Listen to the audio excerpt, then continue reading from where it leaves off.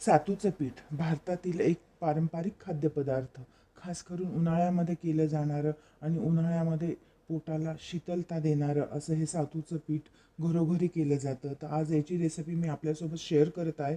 तर चला झटपट बघूया. याच्यासाठी मी घेतले आहे 1 किलो इतके गहू. ज्या गव्हाच्या आपण पोळ्या करतो तेच गहू आहे हे. त्याला 2 पाण्याने स्वच्छ चोळून चोळून धुवून घ्यायचं आहे.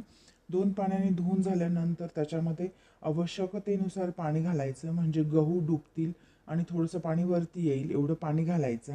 आणि साधारण अर्धा ते पाऊण तासासाठी हे झाकून ठेवायचं आहे. जास्त वेळ हे गहू आपल्याला भिजवायचे नाही आहे. साधारण अर्धा पाऊण तास झाल्यानंतर हे गहू बऱ्यापैकी फुगतात. जास्त फुगले नाही पाहिजे, बस इतके फुगले तरी चालतात. आता एका चाळणीमध्ये याला आपण काढून घेऊया आणि याला पाणी याचं आपण निथळत ठेवूया. साधारण 10 ते 15 मिनिटासाठी मी पाणी निथळत ठेवलं. तर असे गहू थोडे कोरडे झाले होते वरवरचे, परंतु याला आपल्याला आता ओलावून घ्यायचं आहे. याला एक गहू ओलावण्याची प्रक्रिया म्हणतात. एक चांगली जाडी सतरंजी घेतली आहे आणि त्याच्यावरती एक सुती कपडा मी टाकलेला आहे स्वच्छ. आता हे गहू असे छान बंद करून घ्यायचे, थोडं दाबून दाबून याला पॅक करून घ्यायचं आणि वरतून सतरंजी पण गुंडाळायची. याने गहू ओलवणे हा असं म्हटलं जातं. याच्या शेवया करतानाही अशा प्रकारे गहू ओलावले जातात. तर साधारण 1-1.5 तास मी ठेवला आहे. 1-1.5 तासानंतर मी याला उघडलं आहे. पूर्वी या गव्हाला थोडंसं कुटून याचा कोंडा काढून घेतला जायचा, परंतु मी याचा कोंडा काढणार नाही आहे, कारण कोंडा म्हणजे फायबर असतं. जसं जग बदलतं तसं तसे खाण्याचे नियम थोडे थोडे बदलत जातात. त्यामुळे मी याचा कोंडा काढलेला नाही आहे आणि एका घमिल्यामध्ये मी याला काढून घेतला आहे आणि लो फ्लेमवरती याला आपल्याला भाजायचं आहे. दुसरीकडे मी इथे घेतल्या आहे डाळ्या, डाळ्या याला म्हटलं जातं, जे आपण चिवड्यात घालतो त्या. त्या मी अर्धा किलो घेतले आहे, म्हणजे 1 किलो गहू आणि अर्धा किलो डाळ्या. आणि त्याला मीडियम फ्लेमवरती भाजायचं आहे. डाळ्यांना आपल्याला फक्त 10 मिनटं लो फ्लेमवरती भाजायचं आहे. त्या ऑलरेडी भाजलेल्याच असतात, पण त्यांचा असा वास येतो, कधी जुन्या असतात, त्याच्यामुळे त्याला थोडंसं भाजून घ्यायचं आहे.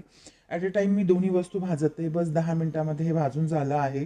पण खरं पेशन्स लागतं ते आपल्याला गहू भाजायला. हे ओलावलेले गहू असतात. हे सुरुवातीला आपल्याला हाताला चांगले ओले लागत असतात. त्यांना आपल्याला लो फ्लेमवरती आपल्याला त्यांना व्यवस्थित भाजून घ्यायचं आहे. अगदी पेशन्स ठेवायचा आहे. आपली आजूबाजूची कामं करता करता आपण त्याला भाजत राहायचं. तर साधारण बराच वेळ याला लागतो. आता गव्हाचा ओलसरपणा इथे हटलेला आहे, तेव्हा मी गॅस मिडियमवरती केला आहे. हायवर तर करायचाच नाही.